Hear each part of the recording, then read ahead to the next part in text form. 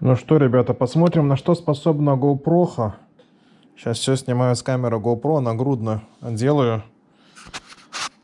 Посмотрим, на что она способна и что она нам выдаст.